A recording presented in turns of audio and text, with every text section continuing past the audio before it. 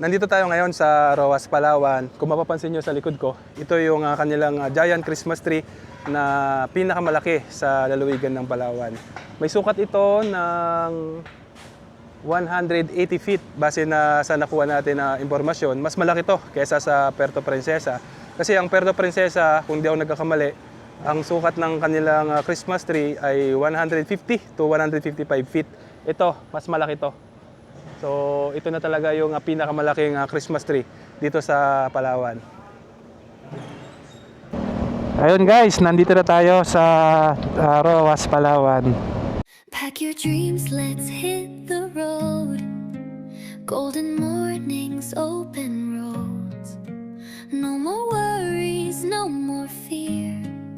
Just you and me, the sky so clear.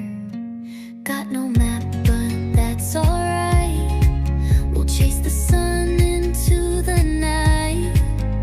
Every heartbeat. So, ang gagawin natin ngayon ay daanan muna natin saglit yung kanilang giant Christmas tree na ginagawa na mag-o-open na ngayon December. So check natin kasi ito'y nakakamangha dahil nga ito'y pinakamalaki na giant Christmas tree dito sa Palawan.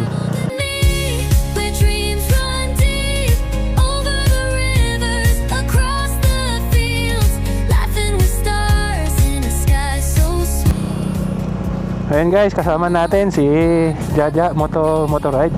Taga dito siya sa Roas, Palawan. So, nagpasama kami kasi pupuntahan natin yung sinasabing pinakamalaking Christmas tree dito sa Palawan ay tinayo dito sa Roas, Palawan. Ang nakakaganda dito ay mas malaki pa to doon sa may bayan ng Puerto Princesa sa Balayong Park.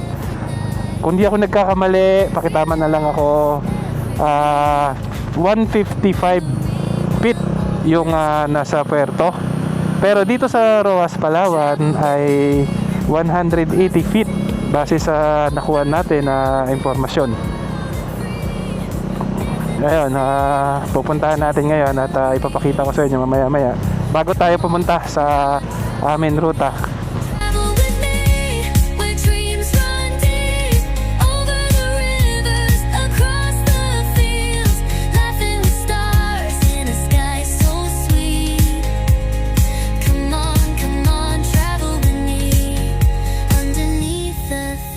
Guys, yung bayan ng Roas, Palawan, kung inyong mapapansin, halos maunlad na rin yung kanilang bayan dito dahil sa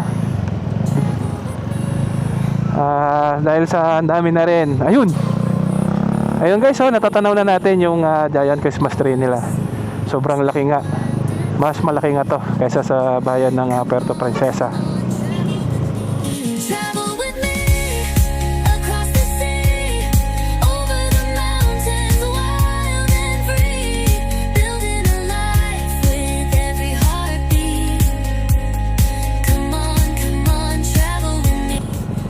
Bago tayo pumunta sa ruta natin sa San Vicente, ay dadaan muna tayo dito sa Roas, Palawan sa kanilang giant Christmas tree.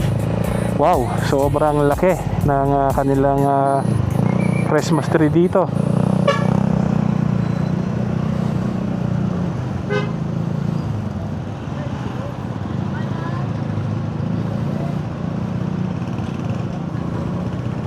Ito pala yung bayan ng Roas. Napakaganda ng bayan nila.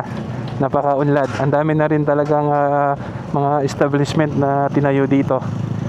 Ngayon lang din tayo nakapagpasok dito. Ano to? Palengke. Ito ba yung palengke nila?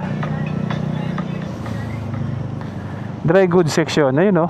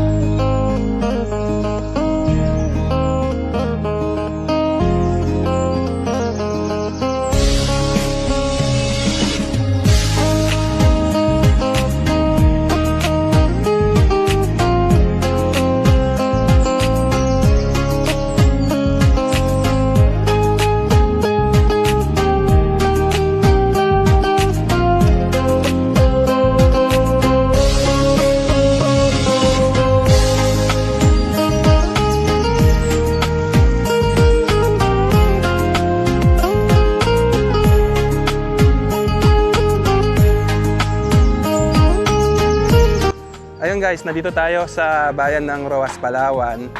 At meron tayong ruta talaga sa Barangay San Vicente. Ay ngayon, napadaan tayo dito sa Roas, Palawan para silipin natin saglit ang kanilang giant Christmas tree na tinayo dito.